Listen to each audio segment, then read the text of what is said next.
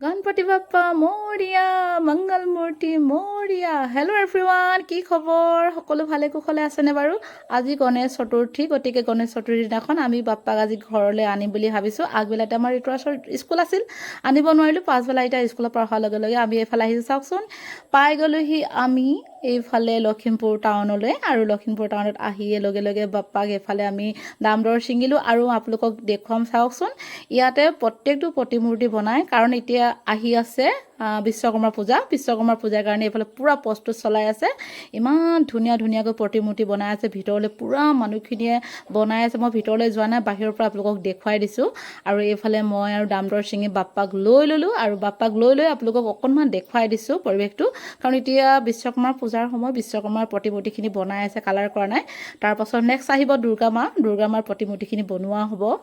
হয়তো সেইটো টাইমত মই আহিবও পাৰোঁ অকণমান আপোনালোকক দেখুৱাবৰ কাৰণে এয়া বাপ্পাক লৈ লৈছোঁ আৰু ঘৰলৈ এতিয়া যাব লাগিব আৰু আগবেলা নোৱাৰিলে এতিয়া গৈ লগে লগে বাপ্পাক অৰ্পণ কৰিম ঘৰত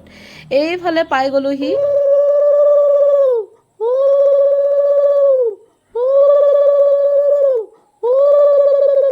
এইফালে বাপ্পাক আমি অৰ্পণ কৰি দিছোঁ বাপ্পাৰ স্থানত আমি বহাই দিলোঁ আৰু এইফালে লগালগ আমি মুখখন খুলি দিলোঁ আৰু ঋতুৰাজে বাপ্পাক প্ৰণাম কৰিছে গণপতি বাপ্পা মৰিয়া মংগল মূৰ্তি মৰিয়া কাৰণ আমি প্ৰত্যেক বছৰে আমি গণপতি পূজা কৰোঁ কাৰণ আমি বাহিৰত থাকোঁ যেতিয়া বাহিৰতো কৰোঁ এবাৰ ঋতুৰাজে মনা নাই কাৰণ সি নিজে জনা হ'ল কৈছে মা নহ'ব বোলে যাব লাগিব বোলে আমি বোলে বাপ্পাক আনিলোঁ গৈ আনিয়ে তাৰপৰা ইয়াতে ৰাতিপুৱা বেলাতে মই ঠাইবিলাক ধুনীয়াকৈ মুচি কাচি ৰাখিছোঁ আৰু স্কুলৰ পৰা অহালৈকে বাট চাই আছোঁ আৰু স্কুলৰ পৰা অহাৰ লগে লগে ইউনিফৰ্ম একদম চেঞ্জ কৰিয়ে ৰৈ থকা নাই আৰু ইমানেই গৰম পৰিছে সকলোৱে জানে গৰমত মানে একদম ঘামি অৱস্থা নাইকিয়া হৈছে সকলো ল'ৰা মনৰ কথা ভগৱানক প্ৰত্যেক বছৰে আমি এনেকৈ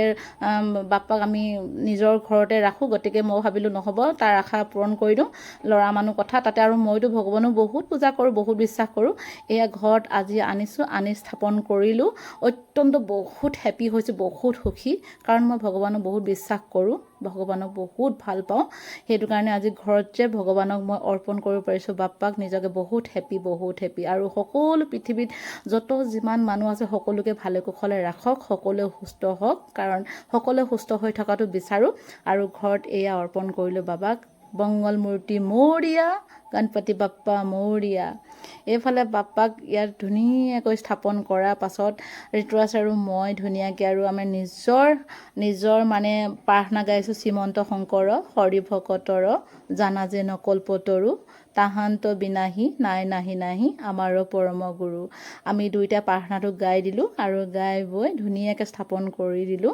আৰু অত্যন্ত হেপী আৰু মোৰ শহু দেউতাও গৈছিলে মোৰ লগত দেউতাও সহযোগ কৰি দিছে বহুত ভাল পাইছে দেউতাও সেইখিনি কৰাৰ কাৰণে আৰু মোৰ পূজা পাতল কৰাবিলাকত কোনো বাধা বিঘিনি নাই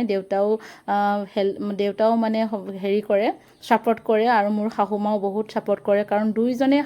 মোৰ মা দেউতাৰ নাই যদিও মোৰ মা দেউতা থকাৰ দৰে লাগে কাৰণ দুইজনে মোক নিজৰ মা দেউতাৰ দৰে মৰম কৰে সেয়াই মই বহুত হেপী